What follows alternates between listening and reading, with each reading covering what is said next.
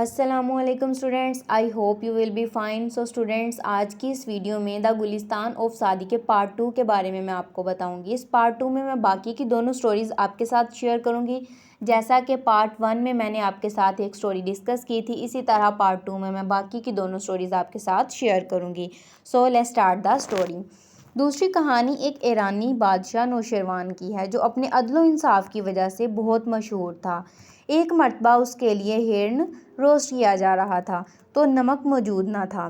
ایک لڑکے کو نمک لانے گاؤں بھیجا گیا۔ جب لڑکا نمک لے کر آیا تو بادشاہ نے پوچھا، کیا تم نے نمک کی قیمت ادا کی ہے؟ تو لڑکے نے جواب دیا، نہیں۔ تو بادشاہ نے کہا، جاؤ اور نمک کی قیمت ادا کر کے آؤ، ایسا نہ ہو کہ یہ رواج بن جائے اور گاؤں تباہ و برباد ہو جائے۔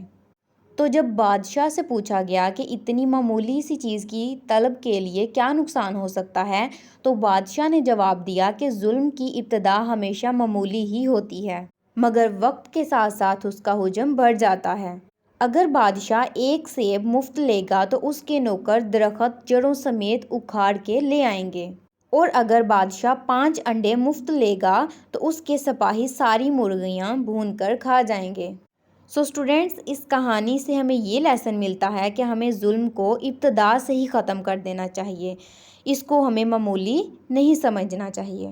So students, third and last story ایک بادشاہ اور ایک لڑکے کی ہے۔ کہتے ہیں کہ بادشاہ شدید بیمار پڑ گیا، اس کی صحت یابی کی ساری امیدیں ٹوٹ گئیں، کوئی بھی امید باقی نہ رہی۔ بیماری کا جیسے جیسے علاج کیا جاتا یہ اتنی ہی زیادہ تکلیف دہ ہوتی جاتی۔ آخر کار تمام فزیشینز اس بات پر متفق ہو گئے کہ اس بیماری کا علاج ممکن نہیں، سوائے اس کے کہ ایک خاص خصوصیات کے حامل شخص کے پتے سے اس کا علاج کیا جا سکتا ہے۔ آخر کار اس طرح کے شخص کی تلاش شروع کر دی گئی۔ ایک کسان کا بیٹا اس مقصد کے لیے تلاش کر لیا گیا جو ان تمام خصوصیات کا حامل تھا۔ بادشاہ نے لڑکے کے والدین کو اچھی رقم دے کر راضی کر لیا، اور قاضی نے بادشاہ کی صحت کی خاطر ایک انسان کا خون بہانے کا اعلان جاری کر دیا۔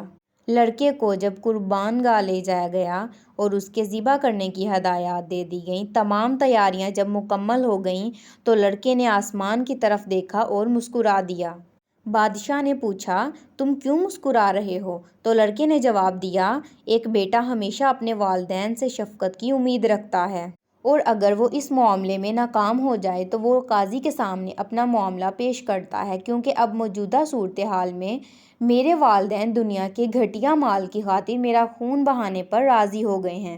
قاضی نے بھی میرے قتل کا فرمان جاری کر دیا ہے، اور بادشاہ کا خیال ہے کہ وہ میرے قتل سے صحت یاب ہو جائے گا، تو اب مجھے خدا کے سوا کوئی امید نظر نہیں آتی۔ اگر مجھے انصاف صرف آپ سے ملنا ہے تو میں تمہارے ظلم کے خلاف شکایت کس سے کروں؟ بادشاہ یہ سن کر پریشان ہو گیا، اس کی آنکھوں میں آنسو آ گئے۔ اس نے یہ کہتے ہوئے لڑکے کو آزاد کر دیا کہ ایک معصوم کا خون بہانے سے بہتر ہے کہ میں مر جاؤں۔ کہا جاتا ہے کہ پھر بادشاہ بھی ایک ہفتے کے اندر اندر صحت یاب ہو گیا۔ سو یہیں پر اس کہانی کا اینڈ ہوتا ہے، اور اس سٹوری سے ہمیں یہ سبق ملتا ہے کہ ہمیں خود غرض نہیں ہونا چاہیے۔ اگر ہم دوسروں کی مدد کریں گے تو اللہ بھی ہماری مدد کرے گا۔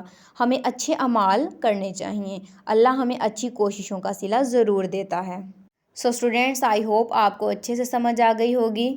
کومنٹ کر کے ضرور بتائیے گا، اور میرے چینل کو سبسکرائب ضرور کیجیے گا تاکہ آپ کو آنے والی ہر نئی ویڈیو مل سکے۔ Thank you students.